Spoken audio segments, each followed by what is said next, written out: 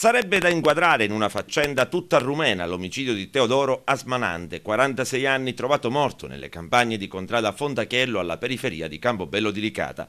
Secondo gli inquirenti, l'uomo sarebbe stato invitato da ignoti a seguirli e poi probabilmente su un'auto sarebbe stato ucciso. Il PM della Procura Agrigentina, Giacomo Forte, titolare dell'inchiesta, ha disposto l'autopsia che potrà fare luce sulle modalità dell'esecuzione, ma gli inquirenti sono ancora in cerca della moglie che dia il consenso per eseguirla. Un omicidio che per gli inquirenti non è legato con quello del piccolo Sebastian Lupescu, 5 anni, residente a Naro, morto dopo aver mangiato cioccolatini al pesticida.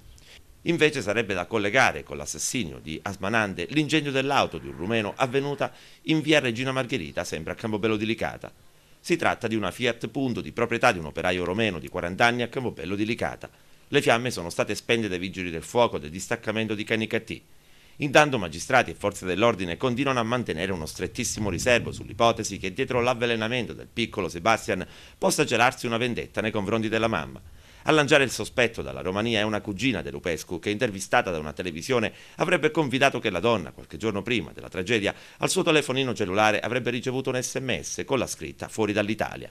La pista della vendetta per motivi passionali nei confronti della coppia di romeni è quella maggiormente battuta dai carabinieri della compagnia di Licata e della Procura Agrigentina, che con il procuratore capo Renato Di Natale, il procuratore aggiunto Ignazio Fonzo e il sostituto Andrea Maggioni hanno già sentito decine di persone. Si attende che i carabinieri del RIS, ai quali sono stati inviati alcuni campioni prelevati sulla confezione di cioccolatini avvelenati, riescano a tracciare il profilo genetico del presunto assassino.